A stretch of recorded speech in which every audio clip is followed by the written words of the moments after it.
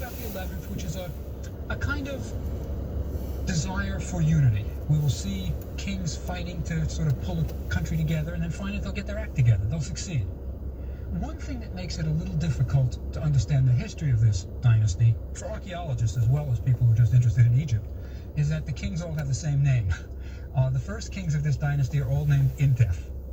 Now, they have a second name and a third name, but often we have fragments of documents, bits of stone, and we just have like Intef or maybe Int, and we know it's one of these kings, but we're not sure which one. But the theme to sort of keep in mind is this. The first kings, the Intefs, they're not really kings. They're trying. They are Theban princes, in a sense, who are trying to pull the country together. And then the next set of kings in this dynasty, the Mentuhoteps, they all have the same name too, they've done it. They've established. So in the beginning, we'll see struggle, and in the end, we'll see we've arrived. Now the struggle. First, the Intefs.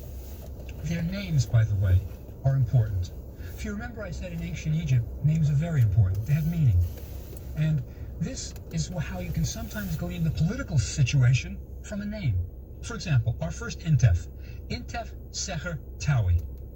His name means something like causing the peace in the two lands. Tawi means the two lands, Upper and Lower Egypt. So, by taking a name like this, we can see that he's focused on unity, Upper and Lower Egypt. He writes his name in a cartouche. Now, that's also a bit of optimism. He's saying, I'm king of Egypt. He's got his name encircled in this magical oval that means he's a king. He's not really. There's not much evidence that he's controlling Upper and Lower Egypt, but at least he's got aspirations. Give him credit. The next Intef, right, our second Intef, his name is Wa-Ankh. It's Intef Wa-Ankh. Ankh, if you remember, means life. Wa, established. So he's established in life. The most interesting thing I can tell you about him has nothing to do with his politics and how successful he was. We don't have much of the records from him. He's the first dog lover in history. Right? We have a record, a stela. Remember, they carved those round top stones where they wanted to indicate something, leave it for posterity. And we have a stela, right? It was found by an Egyptologist in 1860. And on this stela are 5 dogs, right? His dogs. And he just sort of wanted to commemorate that he had these 5 dogs. Has their names, I think one was named Blackie, right? Kind of neat. And so he really liked his dogs. The Egyptians, by the way, were real pet lovers. Real pet lovers. And it infiltrates into their art. Let me tell you what to look for when you go to the museum next or when you're looking through art books. When you see a picture, it's usually a tomb painting of a nobleman. When you see him seated on a chair, very common, you see the nobility seated on chairs, look underneath the chair. The artist rarely wasted that space. There's almost always going to be something under that chair. And usually, it's a pet. You will see a cat, sometimes even a baboon. And sometimes, though, it's not always a pet. Sometimes, if it's a lady, you'll see her cosmetics. You'll see a mirror. She's left her mirror under the chair so she can check out how she looks. But the Egyptians were real pet lovers. Cats were, of course, top #1 pet. And then came dogs. And we have the dog, called a whippet, which is really a descendant of the Egyptian pharaoh's hound. It's that kind of dog they had, this thin, wiry dog that looks a little bit like a small greyhound. That was an Egyptian dog. So, we know this Intef was a dog lover, right? And he called himself King of Upper and Lower Egypt. I think it's a bit of a sign of progress that one writes his name in a cartouche, the next one calls himself King of Upper and Lower Egypt. And now the third Intef, right? The third Intef. His name is Nacht Neb Tep Nefer, right? What? Something we can't exactly hum, but it's an important name. Nacht means mighty or victorious. Neb is usually Lord, means Lord. Tep is front or foremost or something like that. And Nefer means 3 things. You have your choice. Good, beautiful, or happy. Right? That's why you get a lot of women's names with Nefer in it, like Nefertiti or Nefertari, the beautiful one has come. So Nefer, you always think positively. He's the beautiful, good, happy. And so his name means something like the beautiful and strong champion, or Lord. Right? So he's really saying he's done it. Now, this is a man that we know really did do it. We know that he went north and fought. These are Theban princes. These are princes from the south. And he went north and actually fought the northerners. So he's really doing something about uniting the country. And he is, in a sense, the champion that Egypt had been looking for to unite. End of Intefs, right? They've struggled. They've tried to pull it together. They're on the right road. Then come the Mantu Hoteps. Now, Mantu Hotep. The god of war was Mantu. So the fact that these kings are taking war god names suggests they're going to battle their way. They're going to fight their way to unification. Or if they're not going to fight their way, at least they've seen other people fight their way and they know you've got to be tough. Hotep, of course, means to be pleased. That's why you get names like Amun Hotep. Amun is pleased. Right? So Mantu Hotep means the war god is pleased. And our first Mantu Hotep is Mantu Hotep Se'ach Ibtawi. Se'ach Ibtawi. Now, Ib means heart. And Tawi, we've heard before, the two lands. So it's something like causing the heart of the two lands to live. Right? Something like that. So, or maybe even he gives life to the heart of the two lands. But the idea is that he's the unifier. He's saying, the two lands live in me. And it's true. It's true. He really is a king of Upper and Lower Egypt in the full sense of the meaning of it. Now, what do we know about him? There we start to get a picture of a man. First, he's got resources. He's got money. Now, the reason we know this, we don't have his bank account, we don't have listings of how much he had, but he builds a mortuary temple that is spectacular. Now, a mortuary temple was where the priests would go and pray for him after he was dead. You had to make offerings to the deceased. You didn't know when he was going to resurrect and go in the next world. So you needed a large facility where people could come and pay their respects, make offerings. And he built a mortuary temple that was spectacular. It's terribly ruined today. But he selected a spot called Deir el-Bahari. Now, you've probably heard it in connection with other things. Hatshepsut would build a wonderful temple there. But when he built there, it was pretty desolate. It's on the west side of Thebes, west side where the dead were buried. So it's a mortuary temple for the dead. And he chooses a spot right against the cliffs. It's a rather stark place. It's white, glistening white. There's nothing growing there. And you get these huge cliffs coming up. And right at the foot of the cliffs, he builds his mortuary temple. And it's a new kind of monument. It was revolutionary. It had, in the middle of it is a small pyramid on a kind of platform. And around the pyramid is what we call an ambulatory, a place where you could walk. It was colonnaded, and you could walk. Rather striking. And it took quite a bit of resources to build something like that. And this monument has been excavated many times. And almost every time they excavate it, they find something new. The first excavator was a man named Edouard Navi. And he was excavating just at the turn of the century. And in the mortuary temple, right in the mortuary temple, beneath the paving stones, he found the burials of princesses, ladies of the harem of Mantu Hotep. Right? And then, a little bit later, about 20 years later, Herbert Winlock, an excavator for the Metropolitan Museum of Art, began excavating there again. Now you may wonder, why excavate when somebody else has already excavated it? Well, the answer is, if you knew something that the other guy didn't know, the other excavator didn't know, you think you're going to find something. And that's what Winlock did. Winlock figured this way. He looked at the plans, and he saw there were shrines in the back, and he realized there should be a couple of more coffins, a couple of more burials for ladies of the harem. So, now he's talking about excavating. I know nothing about this.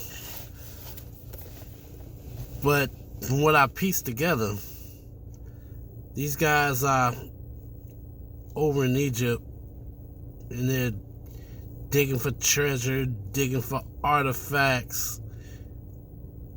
Why? Why are they working so hard to dig up dead bodies that aren't even related to them? just so they can prove to their friends and family, hey, I was here in Egypt. See, look, I got all this jewelry, all this gold. You know, just to make a statement in the name of science. Black folks don't go digging up white folks' body for no reason at all. I found Andrew Jackson. Wow. Don't care.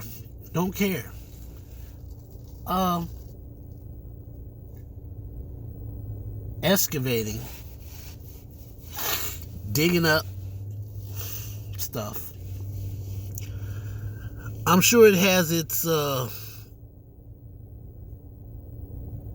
appeal to those in that community.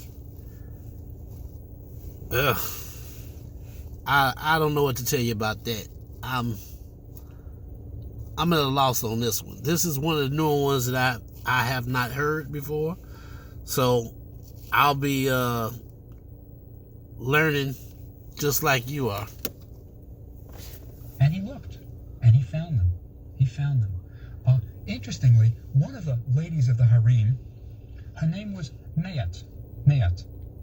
Her name really means kitty, as in cat, the diminutive of cat. The ancient Egyptian word for cat was meow, as in meow.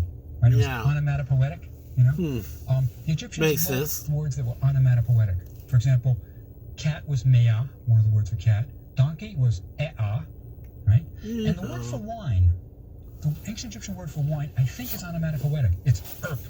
And I think it's like a burp. Like a burp. The Egyptians loved that, you know? So Kitty was a lady of the harem.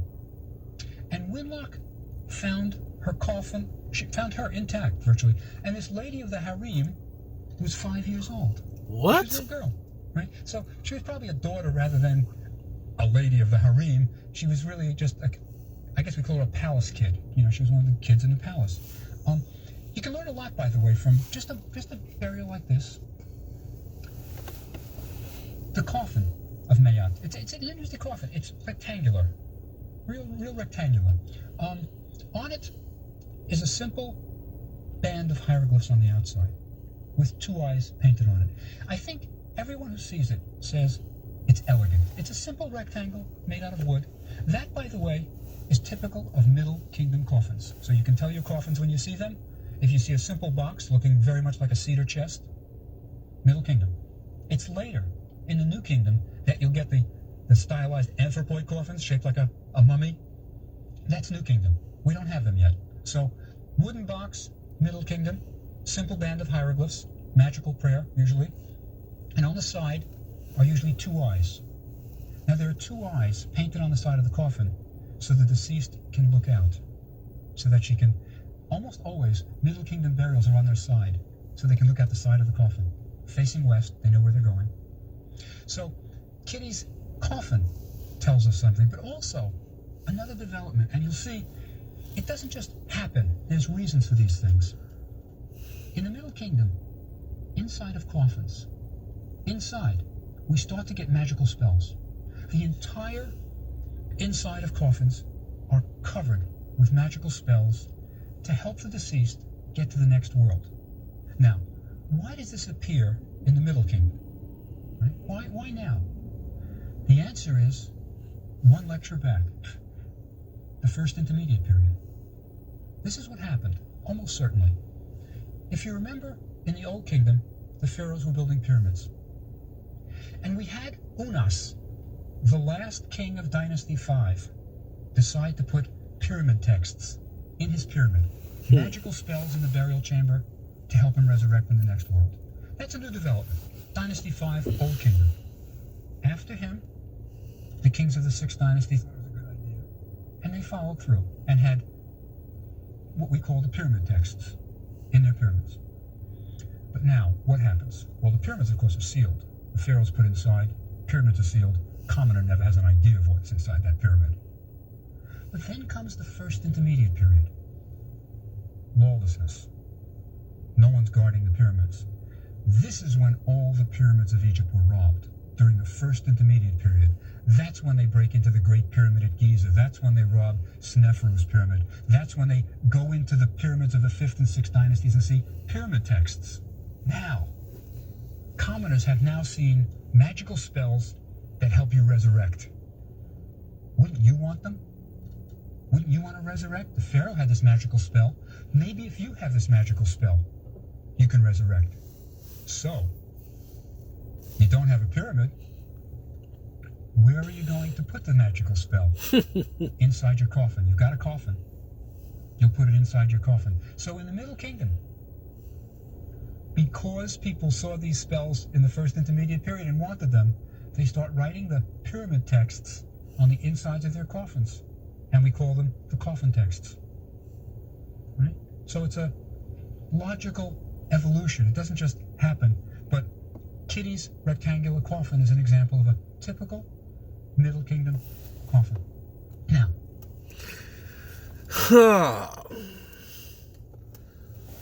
so Kitty, Hello Kitty, is a 5-year-old child that people thought was a lady of the Hara, whatever it was. Complications, basically. I've said this before. During translations, if you don't know exactly how to translate it, you lose something in the translation. Something will get misquoted, misprinted, and if nobody catches on to it, then it's going to be a rough one. Because you don't know how many months, years, decades, centuries go by before somebody realizes, oh, my bad, I got that wrong. Uncle Jeb got that wrong. It doesn't say going into, it says going out of. Oh, that's what that meant. No, you could mess up so many things by mistranslation. And a lot of the language back then, including Egyptian language, didn't have a lot of vowels. But lazy Americans, like other lazy people throughout the world, they change it to what they want to change it to. Really? You just gonna take somebody's language and be like, I don't like it, I can't understand it, we gonna just chop it up and paste it back together the way we want it. We gonna use our own language. If it sounds like what we think it is, then that's what it's gonna be. But then later on, you find out they were wrong. It's crazy. Absolutely crazy. Well, excuse me. This one's gonna be short today, y'all. But we will chat it up later.